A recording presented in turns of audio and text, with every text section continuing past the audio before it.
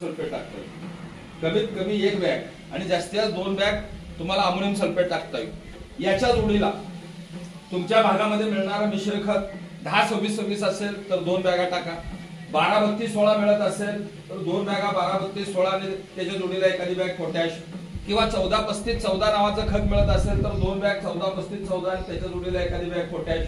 अशा पद्धतीने एखादं मिश्र खत एक 2 बॅगा 14-35-14 किंवा 10-26-26 किंवा 12-32-16 यापैकी एखादी बॅग घ्या। नसेल तर वेगळ्या पद्धतीने डोस सुद्धा तयार करता येईल। एक बॅग अमोनियम सल्फेट घ्या, 2 बॅग महादनचं 24-24-0 घ्या आणि त्याच्या जोडीला एक बॅग पोटॅश घ्या, असा सुद्धा डोस तुम्हाला तयार करता येईल। आणि दुय्यम अन्नद्रव्यामध्ये सेपरेट जर घेणार असाल तर बाजारामध्ये तुम्हाला गंधक मिळतो आणि मॅग्नेशियम मिळतो। 10 ते 15 किलो गंधक घ्या आणि 10 ते 15 किलो मॅग्नेशियम घ्या। नसेल तर नेचर केअर फर्टिलायझर कंपनीचं सारथी म्हणून मिळतं, ज्याच्यामध्ये कॅल्शियम आहे, मॅग्नेशियम आहे, सल्फर आहे। सारथीची 40 किलोची एक बॅग घ्या। दाणेदार पाहिजे असले तर 50 किलोची बॅग आहे, पावडर असेल तर 40 किलोची बॅग आहे। ती सारथीची एक बॅग घ्या आणि त्याच्यासोबत एक 2 बॅगा ग्रीन हार्वेस्ट घ्या।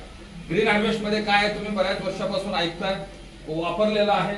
ग्रीन हार्वेस्ट मध्ये अनेक पेंडी आहेत, निंबोळी पेंड, करंज पेंड, एरंडीची पेंड, महुवाची पेंड, कुसुमकलीची पेंड, अनेक पेंडीपासून तयार केलेले हे ग्रीन हार्वेस्ट 2 बॅगा, म्हणजे जे तुम्ही रासायनिक खत टाकणार आहे त्याला कोटिंग म्हणून, ऑर्गॅनिक कोटिंग करण्यासाठी म्हणून 2 बॅगा ग्रीन हार्वेस्ट, एक बॅग सारथी आणि त्याच्या जोडीला आता सांगितल्याप्रमाणे 2 बॅगा 12-32-16 किंवा 14-35-14 किंवा 10-26-26 अशा 2 बॅगा आणि कमीत कमी एक बॅग अमोनियम सल्फेट, जमलं तर 2 बॅग अमोनियम सल्फेट, असा खताचा डोस आपल्याला तयार करून पावसाळी डोस आपण जर दिला तर नक्की तुम्हाला ऊस तुटेपर्यंत त्याचा फायदा आपल्याला ऊसाच्या कांड्या वाढवण्यासाठी नक्की होणार आहे। फक्त पावसाळी डोस टाकत असताना एकच विनंती आहे आपल्याला, माझे हात जोडून विनंती आहे, उघड्यावरती टाकू।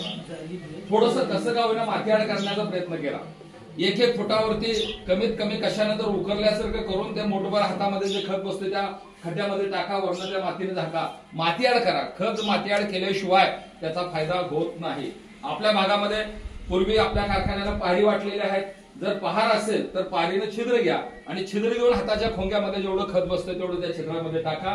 साधारणपणे एका हाताच्या खोंग्यामध्ये 25 ते 30 ग्रॅम खत बसतं। 1 फुटावर एक खोल घेऊन पाणीने छिद्र घेऊन खत देऊ शकता किंवा खुरपो बेडग्यानं जागा करून खत देऊ शकता। मातीआड खत करा। ज्यांच्याकडे ठिबक सिंचन आहे त्यांनी जरा वेगळ्या पद्धतीने खत द्या। बऱ्याच शेतकऱ्यांनी आमच्या मगाशी हात वर केला की ठिबक सिंचन आहे, जर लिहित असाल तर पावसाळा डोस माझी विनंती आहे, एक शेतकरी स्टाफ आहेत का ते, तर तुम्ही जर पावसाळा डोस लिहिणार असाल तर जरा परत सांगतो, लिहून ठेवा, व्यवस्थित लिहा।